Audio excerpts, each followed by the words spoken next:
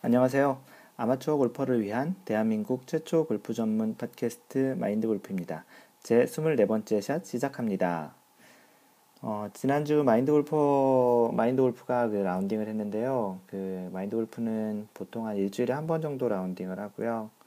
18홀 기준으로, 그리고 주말에 한 9홀 기준으로 한 번 정도 더, 토요일 정도의 라운딩을 보통 하는데, 그 지난주 주중에 그 18홀 라운딩을 한 번 했는데, 바람이 진짜 굉장히 많이 불었던 라운딩을 했던 기억이 있습니다. 기억이 아니고 바로 전에 했기 때문에 그런 라운딩을 했는데요.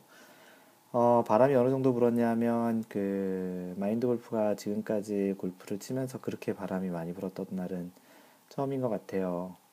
가만히 이렇게 서 있어도 그 바람에 이렇게 밀릴 정도로 이렇게 굉장히 이제 강한 바람이 불었는데, 뭐 항상 18홀 내내 그 계속 그렇게 바람이 불었던 건 아니고요.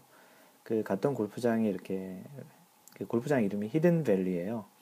그래서 밸리라고 하는데, 보통 밸리나 크릭이나 뭐 리지 뭐 이런 이름들이 들어간 골프장들이 대체적으로 좀 어렵기도 하고 바람도 많이 불기도 하는데, 특히 이렇게 산 정상 같은 데 올라가는 그런 코스 같은 데에서는 굉장히 바람이 많이 불더라고요. 그래서 샷을 하는데도 좀 문제가 많아서 좀 고생을 좀 했지만, 그래도 평상시에 좀 익혔던 그런 그 아이언 펀치샷이 좀 잘 돼서 그래도 좀 라운딩은 잘 했습니다. 그 하도 바람이 많이 불어서 그 아이폰으로 바람이 어느 정도 불었는지를 이렇게 보여드리려고 동영상을 그 찍어가지고 그 페이스북하고 트위터 그리고 마인드 골프 카페에 이렇게 올렸는데요. 어떤 분이 바람 소리만 듣고도 이제 무슨 시베리아 같다고 하셨나, 그 그런 얘기를 했었던 것 같아요. 바람이 너무 많이 불어가지고.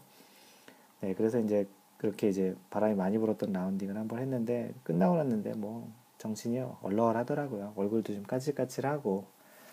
그래도 뭐 그런 라운딩도 또 하나의 또 경험이잖아요. 그리고 아직까지 마인드 골프는 그 어떤 상황에서든 골프 치는 날은 그냥 행복한 것 같아요. 아직까지 좀 그렇게 골프에 대한 열정이 많이 남아서 있는지 모르겠지만, 그 비가 오면 비가 온 대로, 눈이 오면 눈이 오는 대로, 뭐 뭐라 그러겠네요. 여기 이 동네 캘리포니아는 눈이 오진 않지만, 하여튼 아직까지는 골프 치는 날은 어떤 날이든지 간에 좀 전날 이렇게 좀 골프 치러 가기 전날은 좀 이렇게 설레이기도 하고, 아직까지 좀 그렇답니다. 마인드 골프가 그 한 2주 정도 됐나요? 카페를 하나 열었다고 했잖아요. 저와 좀 더 얘기를 할 수 있는, 마인드 골프와 얘기를 할 수 있는 그런 하나의 장소를 또 마련해 드리려고 마인드 골프 카페를 만들었고요.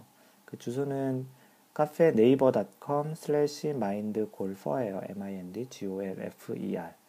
지금 회원이 한 20분 정도 되세요. 저랑 주로 이렇게 얘기를 많이 하셨고, 그 저한테 피드백 또는 이제 리뷰를 많이 남겨주셨던 분들이 주로 많이 들어오셔서 저랑 활발하게 저랑 얘기를 좀 하고 있고요.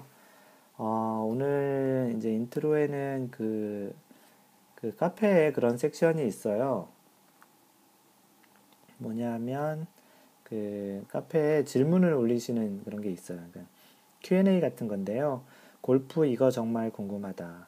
지난번 23번째 샷에서도 하나를 소개시켜 드린 것 같은데, 요, 그, 골프 이거 정말 궁금하다 이 섹션에 이렇게 좀 어떻게 보면은 어떤 분이 보기엔 너무나도 뭐 당연한 것 같지만, 또 골프를 너무 모르시거나 이제 시작하시는 분들은 이제 좀 모르시는 또 개인적인 그런 질문 같은 거를 올려주세요. 그래서 마인드 골프가 아는 선에서 이제 답변을 해드리고 있는데, 오늘은 이제 그 올라온 것 중에 하나인 그 원 아이드 잭이라는, 그 한국말로 하면 애꾸는 잭이죠. 애꾸는 잭.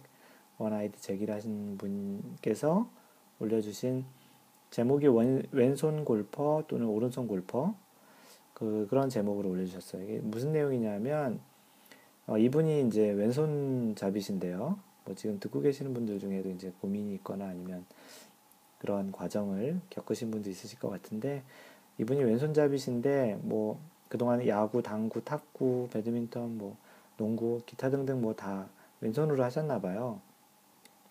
그래서 이제 골프를 막 시작하려고 하는데, 사람들이 자꾸 이제 왼손잡이인데 오른손으로 하라고.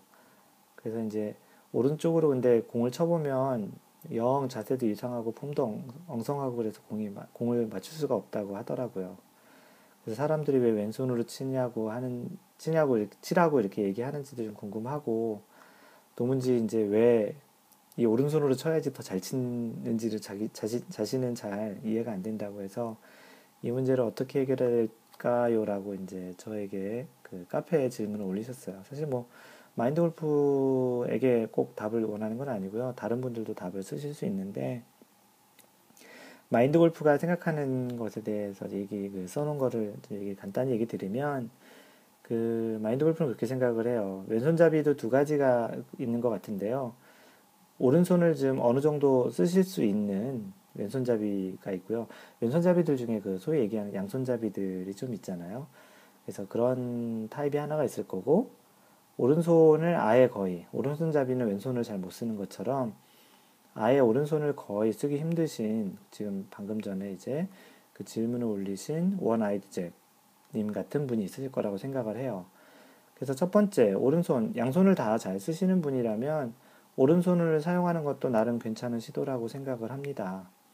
한국 같은 경우는 미국하고는 달리 왼손잡이가 굉장히 적어요. 어렸을 때부터 아무래도 왼손을 쓰시는 사람들조차도 오른손을 쓰게끔 그렇게 이제 버릇을 이제 고치는 경우도 좀 많아서 그런지, 상대적으로 이제 특히 이제 미국보다는 왼손잡이들이 그렇게 많지 않고요. 그러다 보니까 왼손잡이를 위한 클럽이나 연습장 시설 같은 경우도 배려가 많이 안 되어 있어요.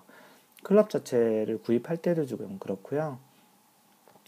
그 소위 얘기하는 인도 연습장이나 일반 뭐 소위 실내 연습장도 그렇고, 연습장을 가보면 그 타석이 왼손잡이를 위한 타석이 굉장히 부족해요. 그래서 뭐 30개 저 구석에 하나 정도, 뭐 그런 이유 때문에 약간 왼손잡이가 좀 불편해서, 만약에 오른손을 쓸 수 있으시면 뭐 오른손으로 해보시는 것도, 왜냐하면 뭐 골프는 뭐 왼손을 잘 써야 된다라고 얘기도 하잖아요.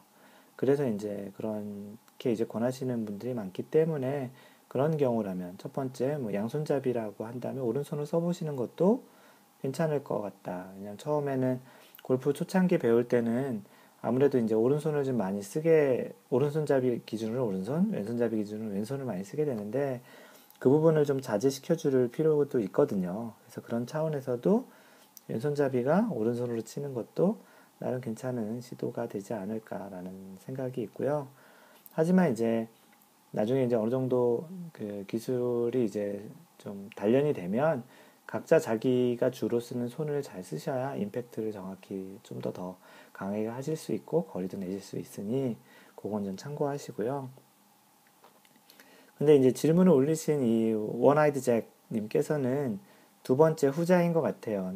다른 반대편 손으로 쓰는 게 좀 불편한 경우기 때문에, 이런 분들은 그냥 원래 타고난 손잡이니까 그거를 쓰시는 게 어떻겠냐라는 생각을 합니다. 그래서 이제 그 카페에 올려준 원아이드 잭 님께서 올려주신 내용에 대한 질문에 대해서는 이렇게 답변을 드렸고요.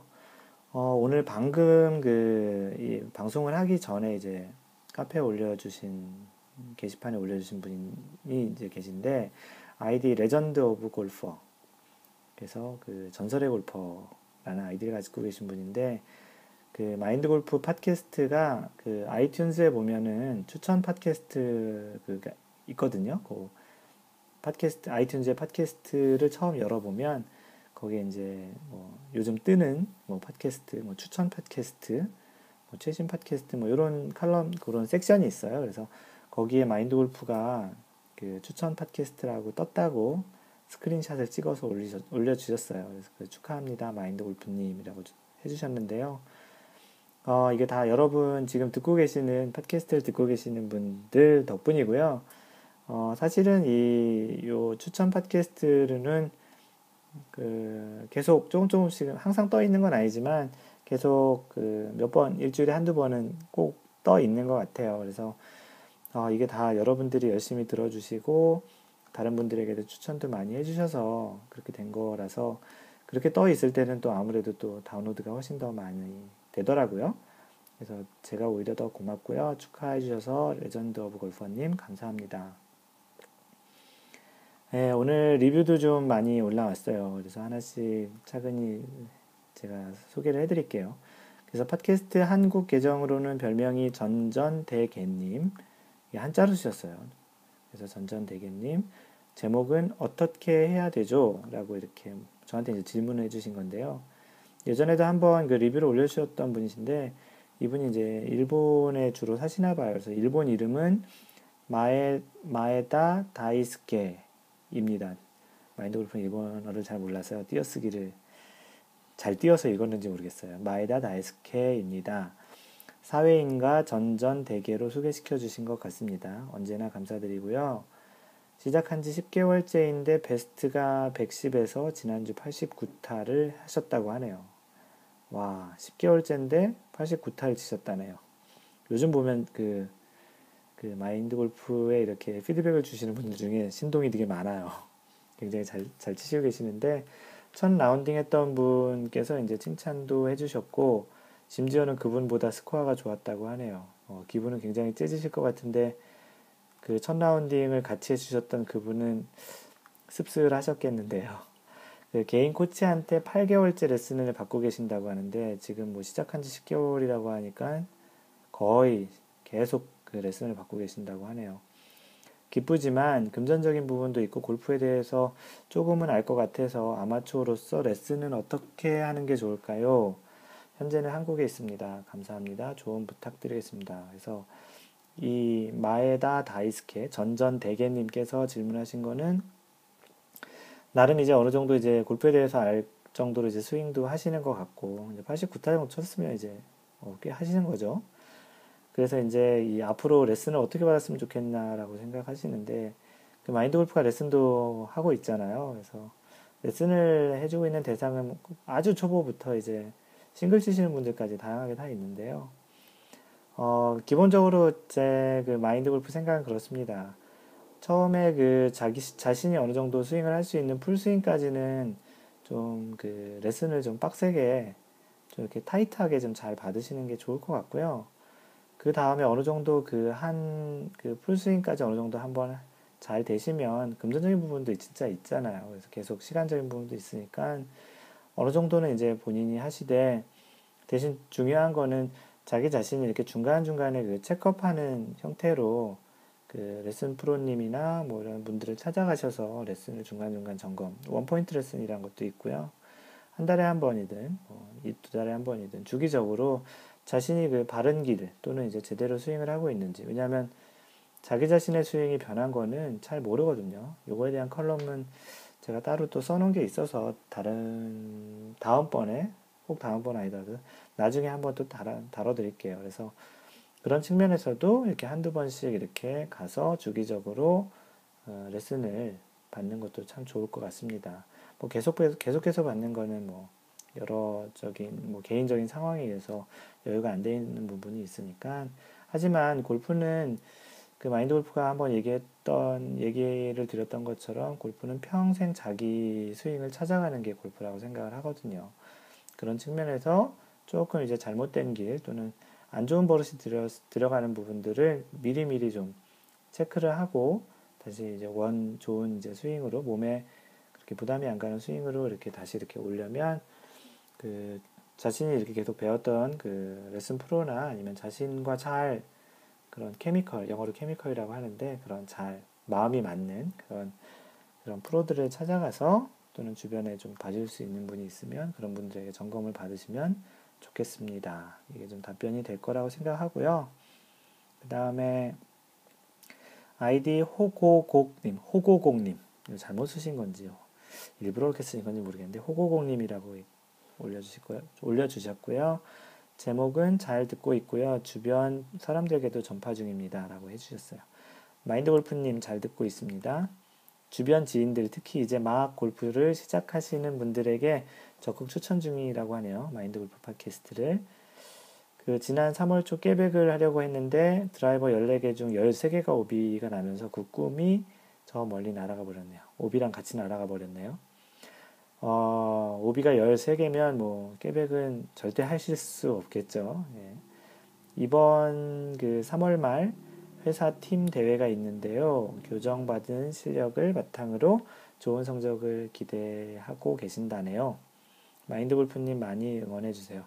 네, 꼭 그 골프라는 게 꼭 잘 맞는 날도 있고 안 맞는 날도 있으니까 너무 이렇게 디프레스 받지 마시고 진짜 마인드 골프를 잘 하시면 같은 실력에도 그 성적이 좋을 수 있으니까 일단은 자기 자신을 잘 누를 수 있는 마인드 컨트롤 잘 하시고요.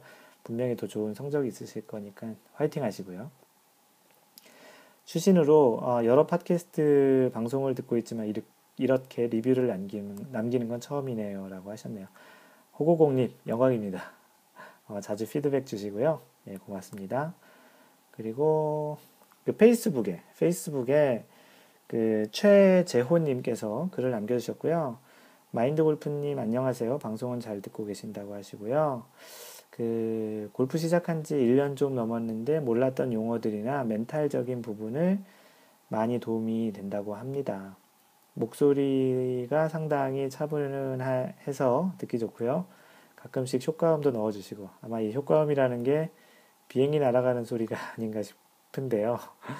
그리고 앞으로 쭉쭉 알찬 방송해 달라고 해주시네요. 가끔 모르는 거 있으면 질문하시겠다고 언제든지 환영입니다. 많이 질문해 주시고요. 최재훈님.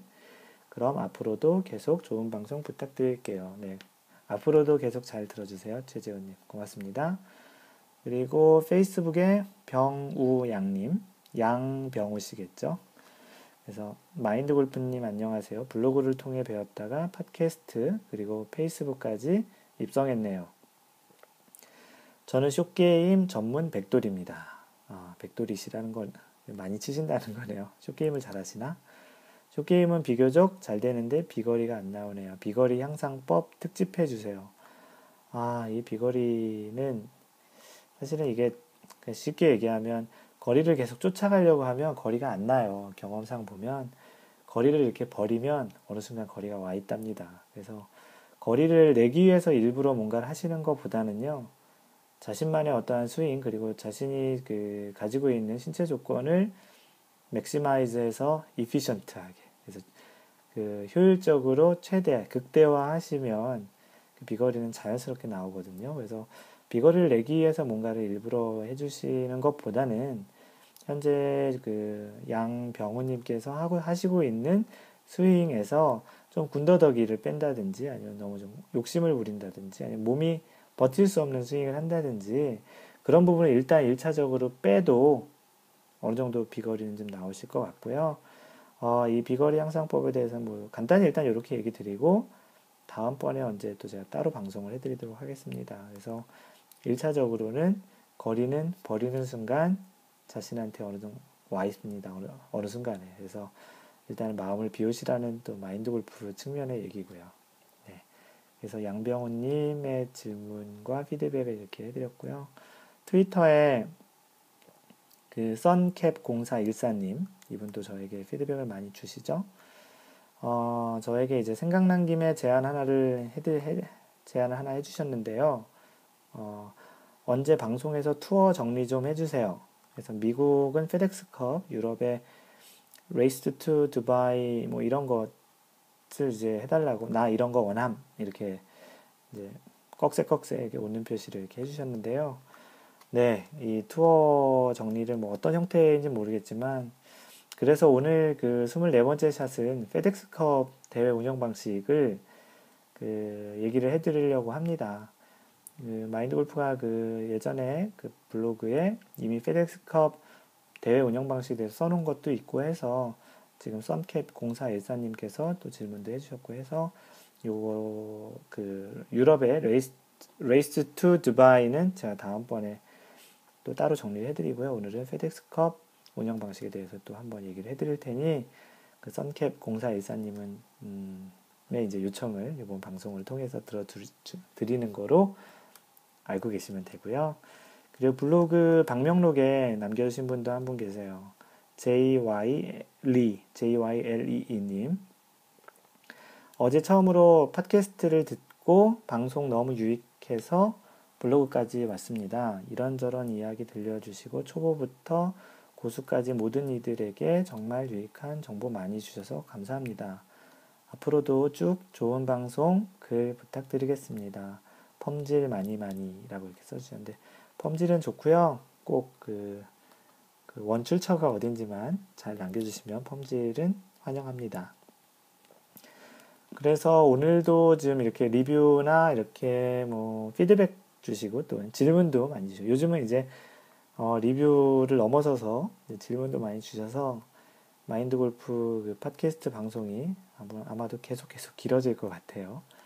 그래도 그냥 이렇게 좀 올리신 글을 소개시켜드리는 것도 의미가 있겠지만 어떤 한 분이 그 질문으로서 좀 궁금하신 내용이지만 이게 또 그분을 통해서 다른 또 어떤 지금 팟캐스트를 듣고 계시는 분들 중에도 이런 비슷한 궁금증이 있을지도 몰라서 이렇게 일일이 소개를 해드리고 답변도 드리고 있으니까요. 뭐 자신에게 그 맞지 않는 질문이나 내용이라고 너무 이렇게 노여워하지 마시고요. 그냥 한번 잘 들어주시면 또 한번 복습하는 삼아 아니면 마인드 골프는 이렇게 생각하는구나. 난 그렇게 생각하지 않는데 뭐 이렇게 생각하시더라도 그냥 한번 좀 그런 차원에서 들어주시는 것도 괜찮을 것 같아요. 네, 그래서 오늘 본 방송에 이제 들어가서 제 24번째 샷 페덱스컵 대회 운영 방식에 대해서 이제 진행을 해보려고 합니다. 이 내용은 그 마인드 골프 블로그 mindgolf.net 그 골프 상식 41번째 41번째 페덱스컵 대회 운영 방식이란 글로 제가 올려놨었고요. 그 내용에 대해서 이제 방송을 시작합니다. 그 미국에서 그 대회를 하고 있는 PGA 중계를 보다 보면 아마도 많은 분들이 이 페덱스컵 포인트라는 얘기를 많이 들었어요. 그래서 페덱스컵 또는 이제 페덱스 포인트라는 얘기들을 많이 들으셨을 텐데요. 페덱스는 아시겠지만 이 세계적인 물류회사예요. 그 UPS와 뭐 이런 회사들처럼 그 물건을 나르는 물류회사인데요. 이 회사가 후원하는 대회인 것이죠. 근데 보통의 대회는 한 대회마다 그 이제 대회 이름이 있잖아요. 뭐 BMW도 BMW에는 벤츠, 메르세데스 벤츠도 있고 오늘 끝난 뭐 WGC 캐딜락 뭐 챔피언십이라는 대회도 있고 뭐 다양한 뭐 혼다 오픈 뭐 그런 대회들처럼 현대도 있고요. 그렇게 이제 있는데 이 페덱스컵 이 대회는 어떤 특정한 그 PGA 대회가 아니고 어떤 페덱스 포인트라는 포인트를 관리를 해서 맨 마지막에 페덱스컵의 이제 우승자를 그 시즌이 끝난 다음에 이제 수여를 하게 되는 굉장히 좀 독특한 이제 대회예요. 어떻게 보면은 전체 그 PGA 투어에서 나오는 그 포인트들을 어떠한 방식에 의해서 운영 방식에 의해서 그 포인트를 지급을 하고 그 포인트에 가장 이제 높은 점수를 받은 사람에게 이제 상금을 지급하는 그런 대회예요. 그래서 어떤 분들은 페덱스컵이라고 하는데 이번 대회는 뭐 월드 골프 챔피언십 WGC 캐딜락 그 챔피언십인데 페덱스컵은 또 뭐지? 이렇게 헷갈릴 수도 있거든요. 근데 이거는 이제 별도의 대회가 아니고 페덱스 포인트를 운영해서 마지막에 이제 플레이오프에서 이제 어떠한 대회 한 4개 좀 이따 설명을 해드릴 건데 그 4개 대회를 플레이오프에서 해서 마지막으로 최종적으로 페덱스 포인트가 제일 높은 분에게 상금을 먼저 얘기 드릴게요. 1,000만 달러 해줘요. 1,000만 달러. 한국 돈으로 얘기하면 지금 한 115억 그 정도 되나요? 뭐 대충 1,000원이라고 계산해도 100억이죠, 100억. 그래서 그 100억이라는 금액을 주는 이제 페덱스컵 이제 그런 그 대회 운영 방식에 대해서 이제 설명을 해드리고 있고요. 그래서 이 대회는 2007년부터 도입을 해서 PGA 정규 시즌이 끝난 다음에 플레이오프 형태로 진행을 하는 대회예요. 그러니까 PGA 정규 시즌은 아니고요. 그 시즌 안에서는 이제 페덱스컵 포인트라는 것을 이제 계속 적립을 하게 되고요. 그래서 맨 마지막에 그렇게 플레이오프 형태로 4개 대회를 추가로 더해서 최종 우승자를 가리게 돼요. 그래서 이 페덱스컵 그 대회를 하는 취지는 PGA 시즌이 이제 끝나면 선수들이 플레이오프 시즌 대회에 많이 참가하도록 좀 독려를 하고 또 골프 팬들에게는 상위권 선수들이 이제 많이 나오게 되니까 이제 시즌이 끝나도 멋진 대회를 한 4개 정도 더 볼 수 있는 좋은 이제 기회 차원에서도 이제 이 대회를 하게 됐다고 합니다. 그 최종 그 보너스 상금은 그래서 1,000만 달러고요. 약 한국 돈으로 지금 시세를 보면 한 115억 정도 되나요? 그 선수들에게는 무시 못할 금액이죠. 사실 무시 못할 게 아니고 엄청난 금액이죠, 이게 115억이면 평생 투어 생활을 해도 못 버는 선수들도 있을 테니까요. 그래서 이 페덱스 컵과 포인트가 어떤 방식으로 운영되는지를 이제 얘기를 드릴 건데, 이게 표를 보면서 얘기를 드리면 되게 쉬운데, 이게 말로 설명해 드릴 거니까 아마도 숫자가 많이 나올 거예요. 그래서 이게 좀 헛갈릴 수도 있기도 한데, 그거는 아까 얘기 드렸던 대로 그 마인드골프.net에 오셔서 골프 상식 41번째 페덱스컵 대회 운영 방식을 보시면 거기에 그 도표나 그런 점수 부여되는 거, 그래서 그런 자료들을 좀 잘 정리해 놨으니까 그거를 추가적으로 참고하고요. 오늘 일단 이 방송에서 이해가 잘 안 되시면 또는 뭐 들으셨다가 또 까먹으셨어도 한번 참고를 그렇게 이제 블로그 찾아오셔서 보시면 되겠습니다. 그래서 일반적으로 그 PGA 정규 시즌에 매 대회마다 페덱스 그 포인트가 할당이 되는데요. 그 선수들이 그 각 대회마다 이제 자신의 등수에 따라서 이 포인트를 획득하게 되는데요. 우승은 500점을 부여하고, 그리고 준우승 2위에게는 300점, 그리고 뭐 그런 형태로 이제 차등으로 이제 그 점수가 지급되고, 특히 이제 메이저 4개 대회 같은 경우는 뭐 4개 대회가 뭐가 있죠? 그 마스터즈가 있겠고, US 오픈 있고, 그 브리티시 오픈, D 오픈이라는 브리티시 오픈이 있고, US PGA 챔피언십 이렇게 4가지가 있는데, 그 메이저 대회는 우승 점수가 600점이에요. 그래서 이러한 포인트 형태로 해서 매 대회마다 그 포인트를 자신의 등수에 따라서 획득하게 됩니다. 그래서 이 포인트를 정규 시즌 내내 계속 이제 더 하는 거예요. 합산해가지고 그 정규 시즌이 이제 끝나는 마지막 대회까지 합쳐서 그 포인트 순위로 125위, 상위 125위까지 이 페덱스컵에 이제 플레이오프에 진출할 수 있는 자격이 부여가 되죠. 그래서 이 페덱스컵 이제 4개 대회에 이 상위 125명이 진출을 하게 되는데요.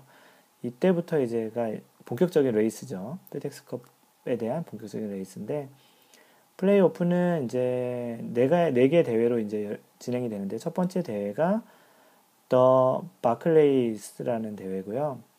두 번째 대회는 도이치뱅크 챔피언십, 그 다음 세 번째가 BMW 챔피언십, 네 번째가 더 투어 챔피언십이라고 하는데, 더 바클레이스 이 대회에는 상위 그 PGA 정규 시즌에서 이제 토탈 합산한 점수 기준으로 상위 125등까지가 이제 이 대회를 첫 번째로 이제 진행을 하게 돼요. 그래서 이 대회하고 도이치방크 그 챔피언십 대회, 도이치방크 챔피언십 대회는 바클레이스라는 대회에서 이제 25명이 떨어지게 되거든요. 125명 중에 25명이 떨어지고, 그 다음 100명이 이제 두 번째 대회인 도이치방크 챔피언십이라는 대회를 이제 출전을 하게 돼요. 그래서 처음 요 두 대회, 125명, 100명이 출전한 요 대회까지는 4개 라운드에서 이제 일반적인 대회처럼 36홀이 끝나고 나서 이제 컷오프라는 거를 이제 해서 사람을 이제 걸러내고요. 이제 상위 70명 또는 그와 타인 사람들만 이제 파이널, 3라운드와 파이널 라운드로 이제 진출을 하게 됩니다. 그래서 이 두 대회가 이제 진행이 된 다음에는 이제 그 다음에 BMW 챔피언십이라는 세 번째 대회가 넘어가는데, 재밌는 거는 이 두 대회까지는 아까도 얘기했던 대로 36홀 이후 두 라운드 이후에 이제 컷오프라는 것도 있는데, 이 정규 시즌 이제 끝나 이 플레이오프 대회 때부터는 그 정규 시즌에서 우승하면 500점 준다고 했잖아요. 그리고 2등하면 그 300점 준다고 했는데, 이 플레이오프 이 4개 대회는 정규 시즌의 5배인 포인트를 줘요. 그래서 1등이 2,500점, 500점의 5배인 2,500점, 그리고 2등이 그 300점의 5배인 1,500점을 부여를 해요. 그러니까 판이 굉장히 커지는 거죠. 정규대회 이제 5번 우승해야 받을 수 있는 점수를 요 대회, 4개 대회는 한 번만 우승해도 받기 때문에 훨씬 이제 우승권에 더 가까이 갈 수 있는 거죠. 그리고 또 이 포인트 자체도 기존에 또 누적된 그 페덱스 포인트랑 계속 합산을 해서 그 다음 대회 넘어가는 거예요. 그래서 첫 번째 대회인 바클레이스 대회 끝나고 25명 걸러내고 도이치방크 챔피언십 하고 또 30명을 걸러내서 BMW 챔피언십에서는 현재 그 70명, 그 상위 이제 70명 선수들만 이제 진행을 하게 되는데 이 BMW 챔피언십하고 마지막으로 하는 더 투어 챔피언십 요 두 개 대회는 컷오프 없이 이제 그 4라운드를 다 하게 됩니다. 왜냐하면 뭐 70명이기 때문에 컷오프를 안 해도 되고요. 본격적인 레이스를 하게 되는 거죠. 그래서 이제 최종 대회 및 우승자에 대해서 이제 간단히 또 설명을 해드리면, 그래서 마지막 대회라고 얘기를 제가 드린 더 투어 챔피언십 전에는 기존의 포인트와 이제 새로 그 부여되는 그 우승했던 포인트가 다 더해서지는데, 마지막 이 투어 챔피언십 들어가기 전에는 이 모든 포인트가 이제 리셋이 돼요. 어디게 허브한 것 같죠? 근데 그냥 리셋이 되는 게 아니고 누적 포인트 기준으로 이게 30명만 하게 되거든요. 맨 마지막 대회는. 그래서 BMW 챔피언십에서 70명이 하지만 거기서 또 40명을 걸러내고 최종적으로 맨 마지막 대회는 더 투어 챔피언십에는 그 30명만 하게 되는데 이때 포인트가 리셋이 된다는 거예요. 세 번째 대회까지는 계속 누적으로 오다가. 그래서 어떻게 그 리셋이 되냐면 그냥 다 0점으로 하면 안 되잖아요. 그 안 되기 때문에 그 1등부터 30등까지 그 1위한테는 2,500점을 주고요. 리셋하고서. 그리고 2등한테는 2,250점. 그렇게 이제 차등으로 계속 줘가지고 30등한테는 210점. 이렇게 차등으로 이제 새로운 포인트가 부여가 돼요. 그래서 이렇게 부여된 포인트로 이제 경기 결과에 따라서 또 1등한테는 2,500점, 2등한테는 1,500점. 이렇게 이제 또 포인트가 지급이 되는 거예요. 그러니까 다시 쉽게 얘기하면 그 이제 맨 마지막 더 투어 챔피언십이라는 그 마지막 페덱스 컵을 갖기 위해서 맨 마지막에 4개 대회 중 맨 마지막에 하는 30명이 이제 진출하는 그 대회에서는 일단 1등부터 30등까지 다시 점수를 다 리셋하고 주는데 1등한테 2,500점, 그리고 맨 마지막 30등한테 210점으로 이렇게 차등으로 지급을 하고 경기를 시작을 해요. 그래서 경기가 끝난 다음에 다시 또 그 대회, 더 투어 챔피언십 대회에서 1등한 사람한테 2,500점을 줘요. 물론 1등한 사람, 원래 1위로, 합산 점수를 1위로 들어왔던 사람이 또 1등하면 5,000점이죠? 5,000점으로 당연히 1등을 하겠죠. 하지만 이제 그게 꼭 1등한 사람이 1등 하진 않으니까, 그게 이제 서로 이제 합산을 해서 이제 최종 우승자를 결정하게 되는데, 아무래도 경기 시작 전에 상위 몇 명이 이제 포인트를 굉장히 많이 갖고 시작하기 때문에 이 상위 몇 명에게 이제 우승이 돌아갈 가능성이 굉장히 높죠. 물론 완전히 1등이 30등하고 30등이 1등하면 이제 어떻게 보면 점수가 다 같아질 것 같기도 하지만 그런 일은 거의 없기 때문에, 그래서 약간 지금 오늘은 좀 복잡한 얘기를 하고 좀 숫자가 얘기가 많이 나와서 좀 이해가 안 되실지도 모르겠지만, 그런 분들은 아까도 얘기했듯이 블로그에 들어가셔서 자세히 한번 읽어보시면 좀 이해가 되실 겁니다. 그렇게 해서 이제 경기가 이제 다 되고 끝나고 나면은 그렇게 부여됐던 포인트를 합산을 해서 이제 최종 우승자가 나타나게 되고요. 그 우승자에게 1위한테는 이제 1,000만 달러를 주고요. 그 115억 정도 되는 2위에게는 300만 달러, 한 35억 뭐 정도 되겠네요. 30억, 40억 정도 되겠네요. 3위에게는 200만 달러, 4위에게는 150만 달러, 그리고 5위에게는 100만 달러가 이제 수여가 됩니다. 그리고 이 대회 자체만, 요 대회 우승한 것만으로도 따로 이제 우승 상금이 또 있어요. 그래서 더 마지막 대회인 더 투어 챔피언십을 우승한 사람, 물론 이 사람이 그 페덱스컵을 우승했을 수도 있겠고 아닐 수도 있겠죠. 하지만 이 대회를 우승했다라는 그 상금 자체만으로도 135만 불을 줍니다. 이것도 한 6억 정도 되려나요? 그러니까 꽤 이제 큰 돈이죠. 뭐 거의 돈잔치를 하는 거죠. 그래서 작년에 이 대회에는 그 빌 하스라는 최근에 그 노던 트러스트에서 그 노던 트러스트 오픈에서 우승한 빌 하스라는 친구가 작년에 이 페덱스컵을 가져갔고요. 2007년부터 시작을 했다고 했잖아요. 2007년 하고 2009년에는 타이거 우즈가 이제 두 번의 타이틀, 이 페덱스컵을 가져갔고요. 그 사이에 2008년은 BJ 싱, 피지 출신 선수인 BJ 싱이 가져갔고, 2010년에는 짐 피릭이 이제 이 페덱스컵을 가져왔습니다. 그리고 지난해 2011년에는 빌 하스가 페덱스컵의 우승자가 됐고요. 재밌는 거는 이 잘하는 선수 같은 경우는 타이거 우즈만 보더라도 2007년, 2009년에 보면 실제 출전한 그 페덱스컵 전에 이제 출전했던 이벤트가 13번밖에 출전 안 했는데도 우승을 한 거예요. 그러니까 굉장히 이제 아주 한참 잘했던 시기였기 때문에 가능했던 것 같고요.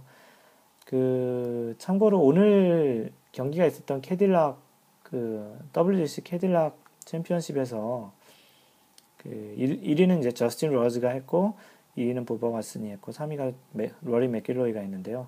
안타깝게도 타이거 우즈는 아킬레스건의 부상으로 한 12번 홀에서 이제 경기를 중단했는데, 하여튼 그래서 요 대회, 오늘 대회까지 끝난 기준으로 페덱스컵 2012년 PGA 투어 페덱스컵의 현재 포인트 순위를 보면 로리 맥길로이가 현재 1등입니다. 지난주에 있었던 대회로 우승했었죠. 혼다 클래식에서 우승하고, 오늘 있었던 대회에서 이제 3등을 하면서 이제 1위 자리로 올라갔고, 최근에 이제 카일 스탠리라고 유명했었죠. 마지막 18번 홀에서 트리플을 하면서 연장 갔다 진, 하지만 그 다음 때에 우승했던 카일 스탠리가 현재 2위를 달리고 있죠. 로리 맥길로이도 이 타이거즈랑 되게 비슷하게 출전한 대회는 현재 3번밖에 안 되는데, 다른 선수들은 보통 적게는 5번에서 8번 정도 지금 출전을 했는데, 로리 맥길로이는 딱 3개 이벤트, PGA 대회는 딱 3개 나와서 현재 페덱스컵을 지금 현재 순위 1위를 하고 있습니다.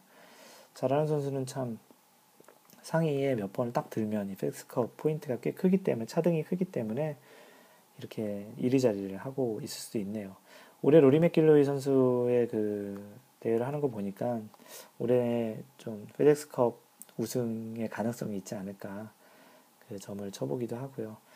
마인드 골프 개인적으로는 타이거 우즈가 좀 잘했으면 좀 재밌을 것 같기도 하고, 골프 인더스트리 차원에서도 타이거 우즈가 좀 잘했으면 좋겠다는 생각이 듭니다. 타이거 우즈가 아직까지도 좀 대단한 선수라고 방송에서 보이는 부분은, 오늘 12번 홀에서 부상으로 이제 경기를 포기하고 이제 집에 가는 주차장에서부터 계속 차를 헬리콥터로 추적을 해서 계속 방송을 하더라고요. 한국 방송에는 그게 나왔는지 모르겠는데, 미국 방송에서는 자신이 직접 운전하고 이제 캐디 옆에 태우고서 이제 가더라고요. 근데 그거를 계속 헬리콥터로 추적해서 보여주더라고요. 웬만한 선수가 중간에 포기하고 가면은 주차장까지라도 보여주겠습니까? 그 정도로 PGA나 미국 골프 업계에서 타이거 우즈가 아직까지 지닌 영향력과 인기는 아직까지 많이 살아있는 것 같아요. 개인적으로도 타이거 우즈가 좀 부활했으면 좋겠고요.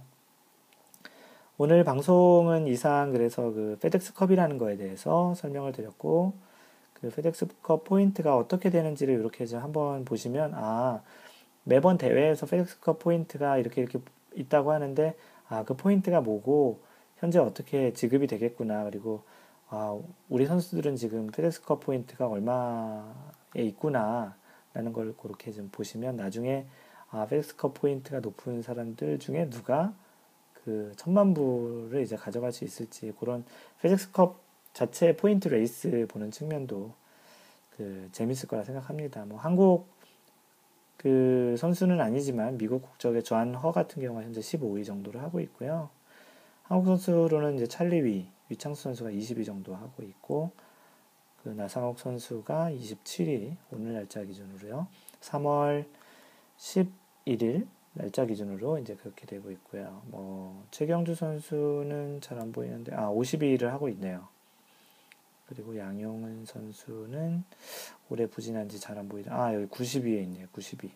현재 수준으로는 상위 125위까지 나갈 수 있으니까 조금만 더 분발하면 나갈 수 있겠네요. 노승열 선수도 상위 80위를 하고 있네요. 네, 이렇게 지금 현재 스탠딩들은 그렇고요. 그래서 오늘은 페덱스 PGA 투어의 또 재밌는 포인트 레이스인 페덱스컵 포인트 방식에 대해서 설명을 드렸고요. 마인드 골프와 얘기할 수 있는 다양한 방법이 있는데, 그 마인드 골프의 글을 보고 싶으신 분 또는 이제 방명록에 글을 남기시고 싶은 분은 이제 블로그 mindgolf.net을 보시면 되고요. 각종 검색 엔진에서 한글로 마인드 골프라고 치셔도 되고 mindgolf.net으로 검색을 해도 제 블로그를 찾을 수 있으실 겁니다. 그리고 페이스북은 facebook.com/mindgolf mindgolf고요. 트위터는 그 mindgolfer이에요. 그리고 카페는 그 초반에 소개도 시켜드렸지만 cafe.naver.com/mindgolfer mindgolfer 카페에서 마인드 골프라고 또 검색하셔도 찾을 수 있을 것 같고요. 카페에 많이 들어오세요. 거기에 좀 요즘 특히 이제 초보분들은 오시면 도움이 많이 되실 만한 내용들이 얘기가 되고 있습니다. 그래서 뭐 잘하시는 분들은 안 오셔도 뭐별 문제가 없을 것 같은데 그 특히 초보분들이고 어디서 이렇게 얘기하시기가 좀 애매한 분들은 카페를 찾아주시면 좀 더 좀 편안하게 마인드 골프와 만나실 수 있겠습니다. 예, 마지막으로 항상 배려하는 골프 하시고요. 이상 마인드 골프였습니다. 제 25번째 샷에서 만나요. Don't worry, just play mind golf. Bye.